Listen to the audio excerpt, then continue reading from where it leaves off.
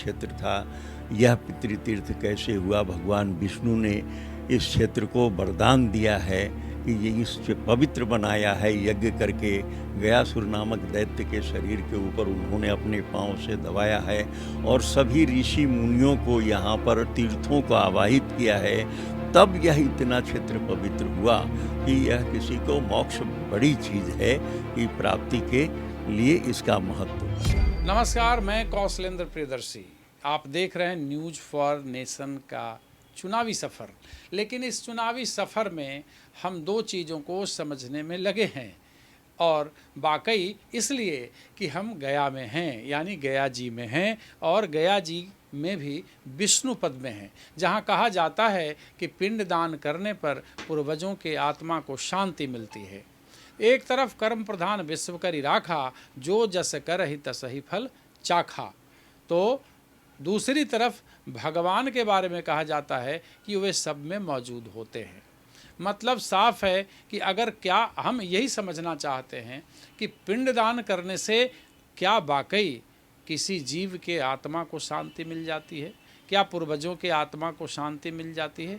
हमारे साथ यहाँ महेश गुप्त पाठक जी हैं, इनसे बात करेंगे कि आखिर इसका रहस्य है क्या।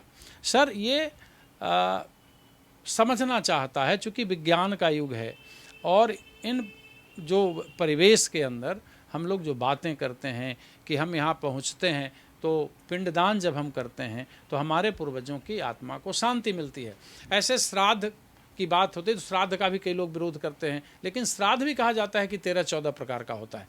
लेकिन हम पिंडदान से समझना चाहते हैं कि अगर हम पिंडदान करें और जो चले गए तो उनकी आत्मा को शांति कैसे मिलेगी। हाँ, ऐसा है कि हमारे शास्त्रों में जो जिन पर हम विश्वास करके यह कर्मकांड में आते हैं, तो उस विश्वास के आधार पर उस अपने पितरों के प्रति श्रद्धा उनके प्रति समर्पित करने का सबसे उत्तम माध्यम जो है वह श्राद्ध कर्म कहा गया है। श्राद्ध अनेकों प्रकार के हैं, लेकिन गया श्राद्ध की श्रेणी सबसे उत्तम श्राद्ध में माना गया है। इससे कहते हैं कि कई चीज़ों की इसके पीछे, गया श्राद्ध के पीछे कई मान्यताएं हैं, धारणाएं हैं। जैसे अब एक मान्यता ये है कि पितरों का ऋण भी आपके ऊपर है, भले आपके पूर्वजों का शरीर शांत हो गया है, फिर भी आपसे उनका, चूँकि आप किसी के पुत्र कहे जाते हैं, तो आपका जो फर्ज बनता है, आपका जो कर्तव्य बनता है कि हम उनकी आत्मा को जहाँ कहीं भी है, मेरे से संबंध आत्मा का अपने संतानों से, अपने पूर्वजों से, आप उसके अंश हैं, आप अपने उनका अंश माने। और आपका कर्तव्य यह है कि गया आए, और गया में जब पिंडदान करते हैं तो मोक्ष प्राप्ति की कामना है। 2-3 कर्म आवश्यक हमारे सनातन धर्म में बताया गया है। वो ये है कि गया में पिंडदान करना, उनके शरीर छूटने के बाद अधिक लोगों को तृप्त करवाना, भोजन करवाना, समझे कि नहीं, ये सब मुख्य कर्म हैं। तो मोक्ष का जो उद्देश्य है, मोक्ष का उद्देश्य है कि हम उनको ईश्वरत्व की प्राप्ति की तरफ ले जाते हैं। ब्रह्मलोक, विष्णुलोक, ये लोकों का वर्णन है। तो हम उस योनि में, उस लोक में उनको कहते हैं कि जब गया श्राद्ध करते हैं तो विष्णुलोक प्राप्त्यर्थक, हमारे यहाँ कॉमन है कि विष्णु लोक की प्राप्ति हो आपको, ऐसी कामना से हम करते हैं। और देव योनि में प्रवेश कर जाना ही उनका मोक्ष है। देवता के स्वरूप बन गए तो मोक्ष है, मेरी कामना यही है। अच्छा, एक चीज़ जो थोड़ा सा दर्शकों को समझाइए कि जैसे हाँ, अब समाज है तो अपराधी हैं यहाँ, और हर किसी के पूर्वज में कोई वैसा होता नहीं, लेकिन जो उस तरीके के लोग हैं जिनके संसार में रहते, जिनसे लोगों को बहुत दुख हुआ, उनके व्यवहार से दुख हुआ। जैसे तुलसीदास एक लिखते हैं कि बंदो संत असंतो चरना, दुख प्रद उभय बीच कछु भरना, मिलत एक दुख दारुण देही, मिलत एक दुख दारुण देही, बिछुरत एक प्राण हर लेही। तो जिनसे दारुण दुख होता है ना, तो उनका तो फिर कर्म के आधार पर ही उनका जन्म होगा।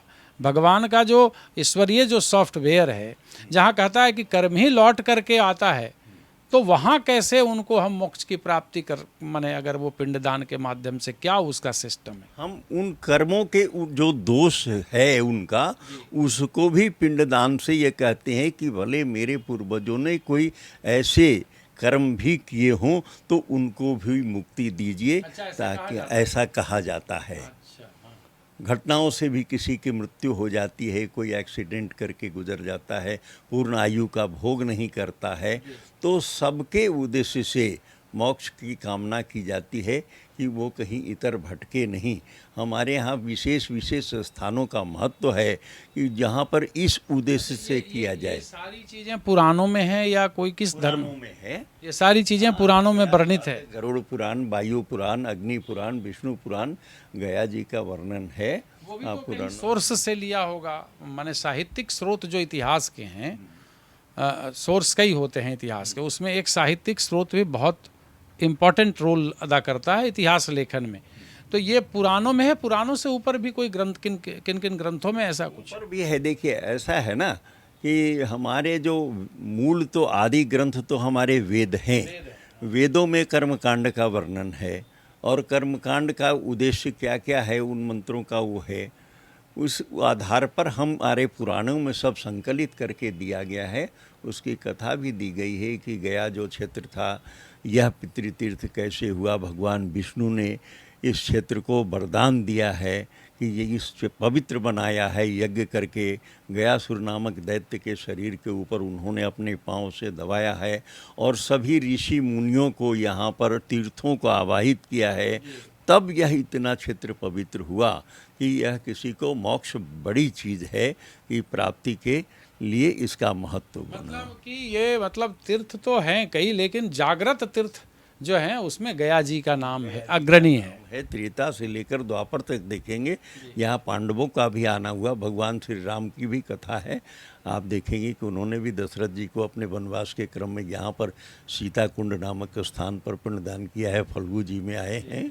तो यह सतयुग का तीर्थ है गया भी, आदिकाल से। मंत्र जाप से, मंत्रों के द्वारा सिंचित कर्मकांड से अपने पूर्वजों को मुक्ति यहाँ दिलाते, मुक्ति यहाँ दिलाने की कामना रखते हैं और इसी हेतु से आते हैं।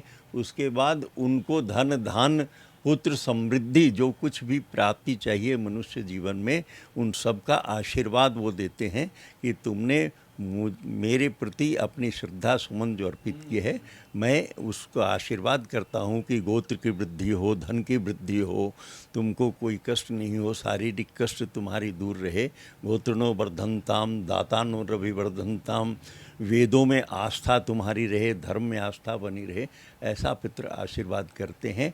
बहुत से ऐसे लोगों को भी ये देखा गया है कि किसी योनि में अगर जो अन्य योनि में भटकता, सर्प योनि के कई ऐसे उदाहरण पूर्व में हमने अपने जीवन काल में देखा है कि वह आत्मा भटक के सर्प योनि में जन्म ले लिया और उसको बराबर उसके घर में एक सर्प की उपस्थिति बनी रहती थी। तो उसको लोगों ने बताया कि यह तुम्हारे पूर्वज जो हैं सर्प योनि में अपने कर्मों से चले गए हैं, तुम जाकर गया जी में पिंडदान करो। और वह व्यक्ति बाजाप्ता अपने उस सर्प को लेकर गया आया और उसने जब पिंडदान अपने पूर्वजों का किया तो करने के पश्चात उस सर्प का फल्गु नदी में ही शरीर शांत हो गया, विलीन हो गया। श्रद्धा ते श्राद्धा, ये श्राद्ध शब्द जो है श्रद्धा से ही उत्पन्न हुआ है। मतलब श्रद्धा पूर्वक श्राद्ध। बाबा तुलसीदास ने कहा है कि मंत्र महामुनि जपय ब्याल के, मेटे कठिन कुअंक भाल के। मतलब श्राद्ध मंत्रों के साथ तो पूर्वजों को मुक्ति मिल जाती है। ऐसा जैसा हमने अभी पुरोहित जी से भी बात करके आपको समझाया भी और आपको सुनाया भी। मानना न मानना आपके ऊपर निर्भर करता है। इसलिए इस चुनावी सफ़र में हम इसे बार बार कह रहे हैं कि आप लोगों को कई तरह के पहलुओं से रूबरू करवाते रहेंगे और ये हमारा जो सिलसिला है वो जारी रहेगा।